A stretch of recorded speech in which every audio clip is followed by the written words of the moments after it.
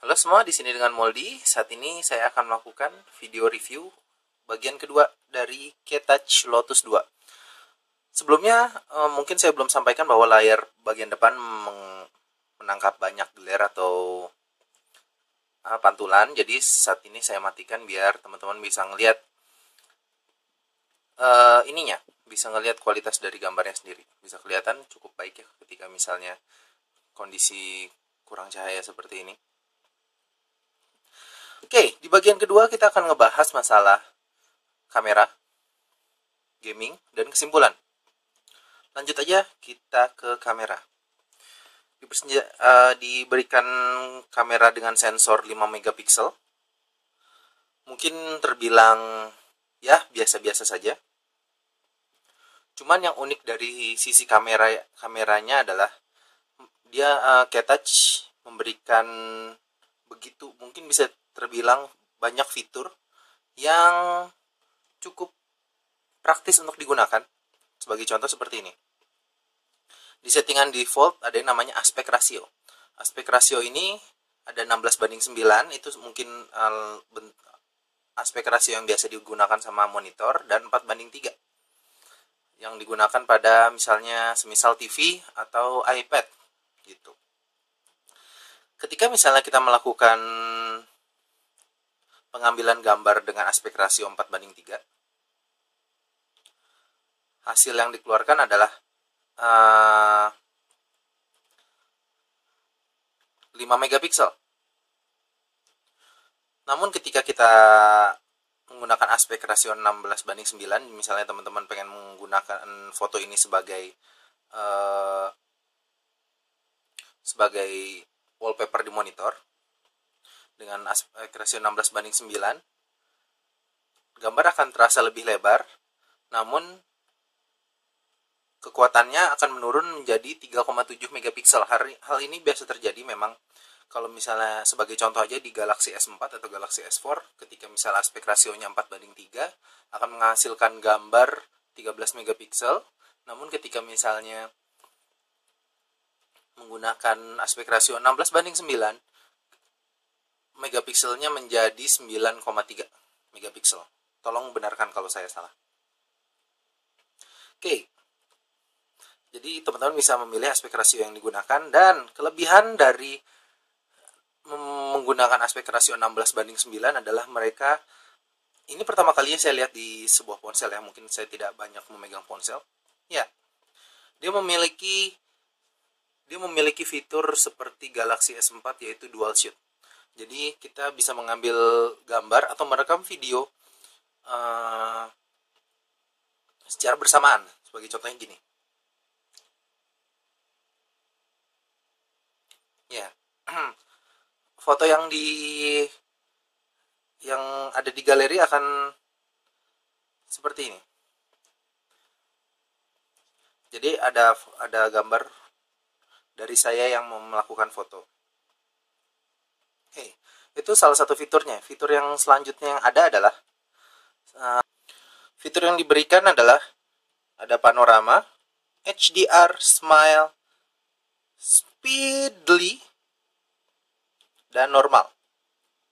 Oke, pertama mungkin saya akan menunjukkan beberapa kualitas gambar dulu. Jika menggunakan aspek rasio 4:3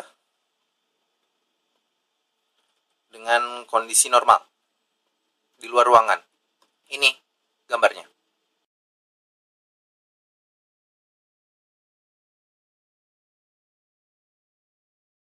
Kemudian untuk dengan rasio 16:9, biar teman-teman bisa ngeliat perbedaannya di kondisi yang sama di luar ruangan, ini kualitas gambarnya.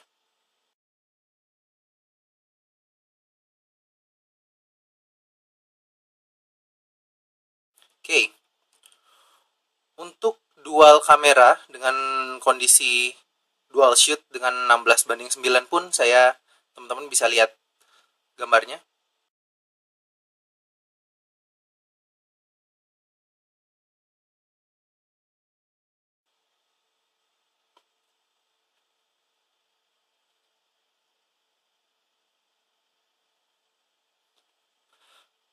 Dan yang cukup uniknya lagi adalah dia memanfaatkan prosesor quad-core yang terdapat di dalamnya, yaitu dia ada menu yang namanya Speedly. Speedly ini adalah pengambilan gambar dengan kondisi yang sangat cepat. Jadi kalau misalnya dengan kondisi normal mengambil beberapa detik, dia hanya 1, 2, 3, 4. Jadi sangat cepat pengambilan gambarnya. Untuk hasil gambarnya juga bisa dilihat dengan kondisi yang sama.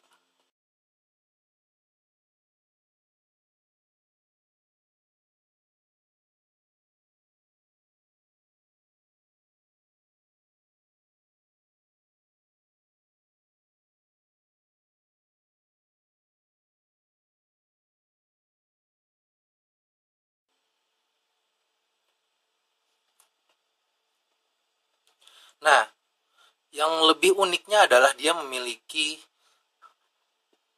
fitur HDR. HDR ini adalah sebuah fitur di mana teman-teman bisa mereduce atau mengurangi backlight pada suatu gambar dan hasilnya akan mengambil gambar dengan pencahayaan yang lebih baik. Bisa dilihat juga gambarnya.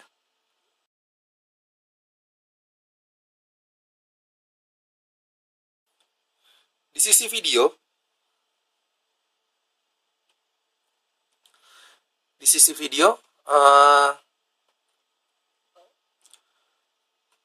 teman-teman memiliki resolusi maksimal sampai 720p atau 720p dengan ya kualitas gambarnya mungkin teman-teman sendiri aja yang menilai. Saya punya videonya dan juga dia juga bisa menggunakan dual shoot ini juga. Dan dari sini juga teman-teman bisa melihat pengaruh dari tidak adanya secondary microphone untuk noise cancellation. Mangga, silahkan lihat gambarnya.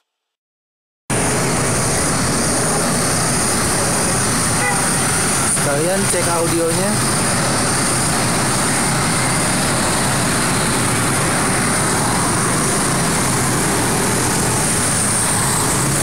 Tes 1, 2, 3.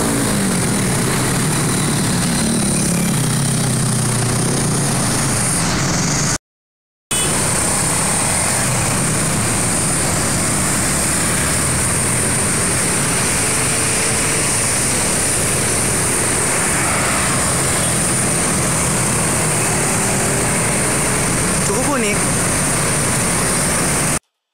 Oke, sekian aja sepertinya untuk sisi kamera. Saatnya kita ke performa gaming.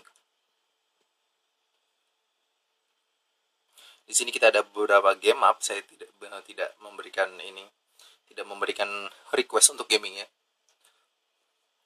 Langsung aja kita lihat Real Racing. Seperti ini kayaknya. Oke. Real Racing ini juga merupakan game yang bisa dikatakan cukup meminta grafis yang cukup banyak.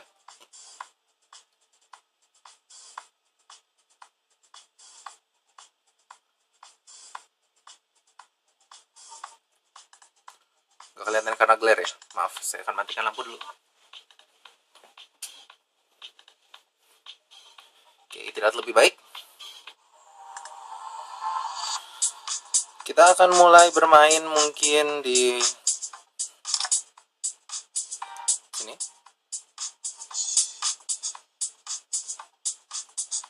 Saya bukan pemain yang cukup handal.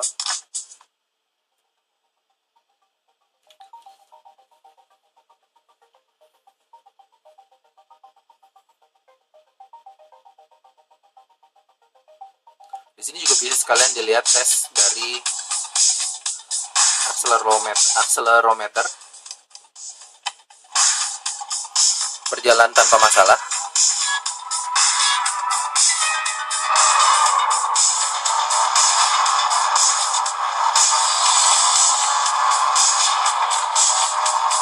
Oke.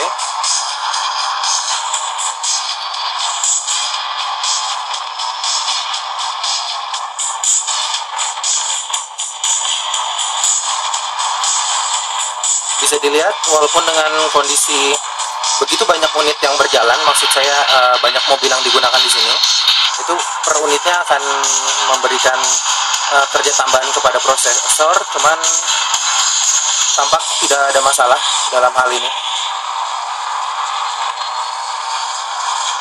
Untuk performa bisa dikatakan dalam game ini terlihat sangat baik tanpa celah.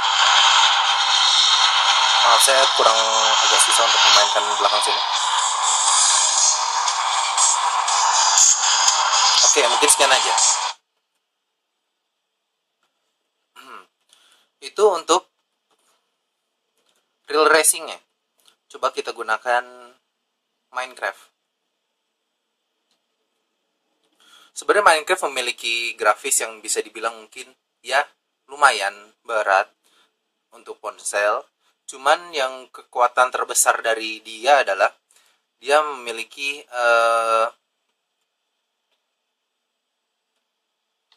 size peta yang cukup besar sehingga begitu banyak. Tadi bisa dilihat, jadi terkadang dia mengalami kesalahan rendering. Jadi sebenarnya layar ini ada tadi, cuman dia tidak nampak. Jadi sebagai catatan saja. Oke.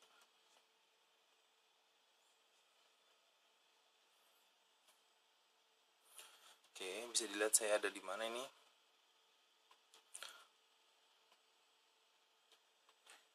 Habis main di mana sih? Oke, maaf. Saya akan coba keluar dulu dari sini.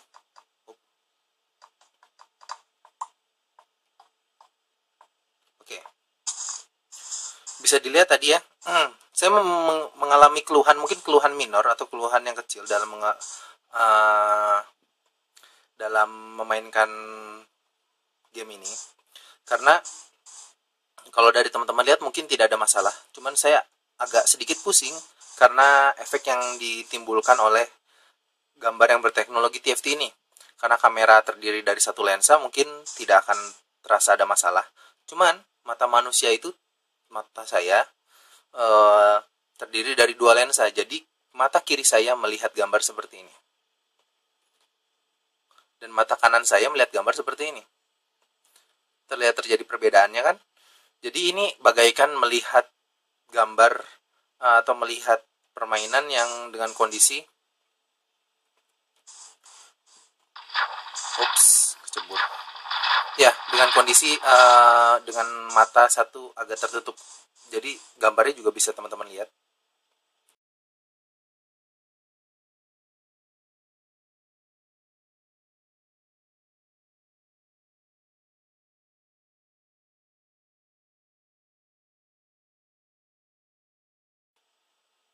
Ya, seperti itu. Jadinya di mata kiri saya akan memberikan bayangan yang lebih ketimbang yang ada di mata kanan saya yang di bagian sini terasa lebih terang. Mungkin itu hanya keluhan minor saja, cuman buat sebagai catatan buat teman-teman bahwa perbedaan antara teknologi IPS dengan viewing angle yang tinggi dibandingkan dengan ponsel ini tentu akan sangat berbeda.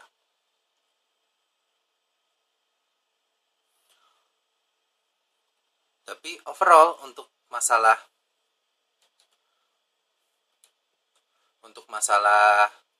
performa gaming mungkin bisa dikatakan bahwa semua game yang dilempar ke sini itu berjalan dengan baik tanpa ada pengurangan frame per second sedikit pun.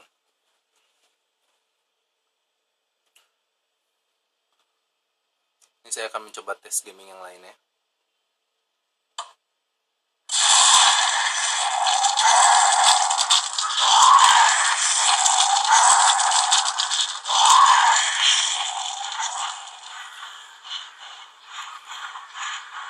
Di game ini juga mungkin tidak terlalu berat ya, cuman hanya memberikan teman-teman sebagai pertimbangan tambahan saja bahwa game yang saya lempar ke sini semua ya mati. Game yang saya lempar ke sini semua tidak ada masalah.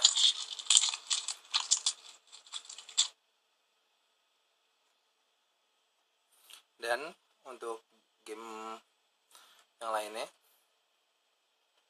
adalah Front Mission D-Day. Front Mission, Frontline Commando, maaf, D-Day.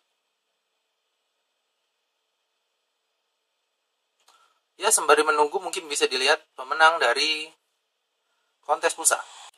Ya, untuk pemenang voucher Indosat 25.000 akan ditentukan dengan cara ini. Kebetulan ada 4 teman-teman yang ada 4 yang ikutan untuk memenangkan voucher Indosat 25.000 ini.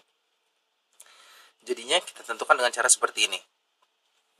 Di sini akan saya taruh nama-nama yang memberikan yang ikut dalam kontes ini. Nah, jika dua-duanya keluar, 2 koin ini keluar dengan gambar seperti ini, gambar bunga melati, ini akan menunjukkan bahwa yang memiliki nomor urut 1 akan menang. Kalau seperti ini, yang pertama bunga melati, yang kedua Garuda, itu yang kedua. Kalau yang ketiga adalah yang pertama bunga Garuda, burung Garuda, yang kedua melati. Yang terakhir jika yang menangkannya jika dua-duanya burung Garuda. Langsung kita lakukan saja. Oops, sorry. Maaf. Aduh, norak banget sih, gue gak bisa kayak ginian.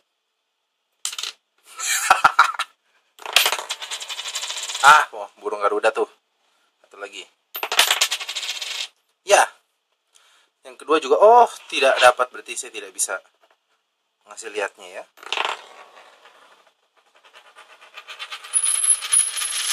Oke, berarti intinya yang pertama burung Garuda dan yang kedua adalah bunga melati. Berarti yang memenangkan pulsa 25.000 adalah yang mengirim tweet ke saya yang ketiga. Oke, selamat kepada Brian Prima, @BrianPrima.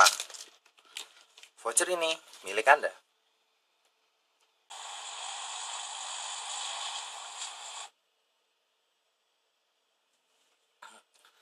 Ya, selamat buat para pemenang. Cuman satu sih yang menang. Selamat buat pemenang yang mendapatkan voucher pulsa gratis 25.000 Indosat. Kita lanjut lagi review ini. Oke, langsung aja kita mulai. Harus buy? Oke.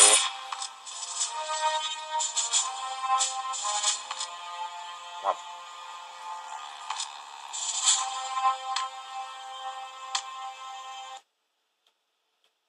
Oke, kita lihat kondisi performanya. Oke, tampaknya game ini sudah mulai.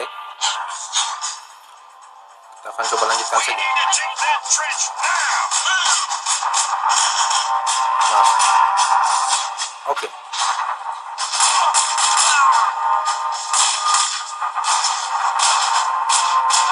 Saya agak lupa nih cara mainnya.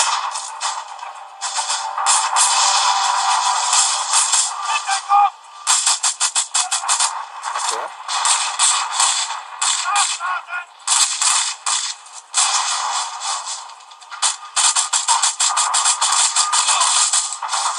Oke, bisa dilihat ya.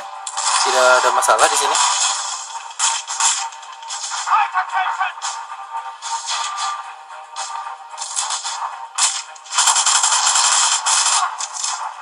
Oke.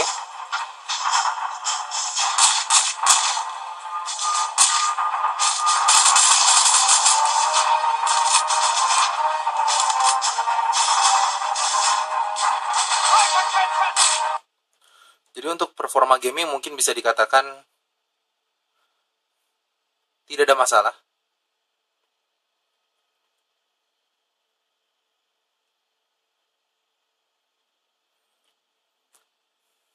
Oke.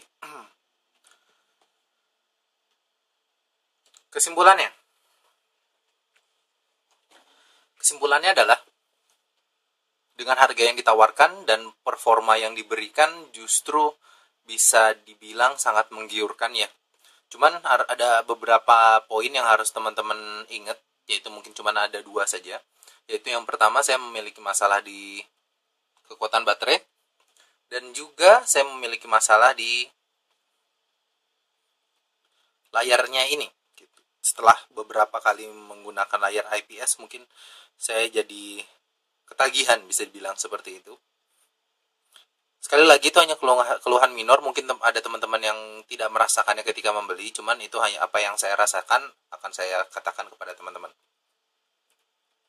Ya, sejauh ini dengan melihat dengan beberapa fitur di kamera yang yang diberikan, walaupun hanya 5 megapiksel untuk tahun ini ya, hanya 5 megapiksel, tapi saya bisa dibilang ya cukup baik. Kamera memiliki performa yang cukup baik, walaupun bukan yang terbaik tapi mungkin saja yang terbaik di kelas dari 2 juta. Oke, sekian saja. Mungkin intinya adalah ponsel ini adalah gaming machine, atau bisa dibilang ya, mungkin kekuatan utama dari ponsel ini adalah performa gamingnya atau performanya, bukan kekuatan baterainya, bukan kekuatan kameranya. Yang diberikan dari Ketouch Lotus 2 adalah performa dari gamingnya, karena kekuatan prosesor dan RAM yang 1 GB.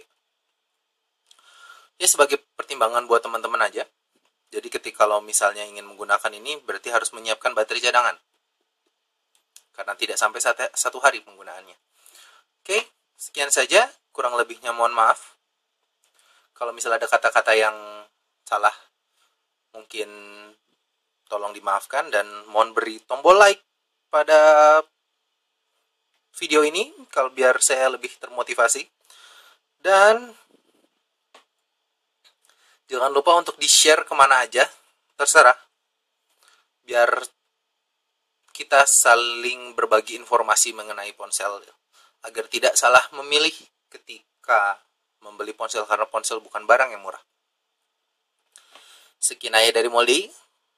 Sukses selalu. Sampai ketemu di review-review selanjutnya. Terima kasih.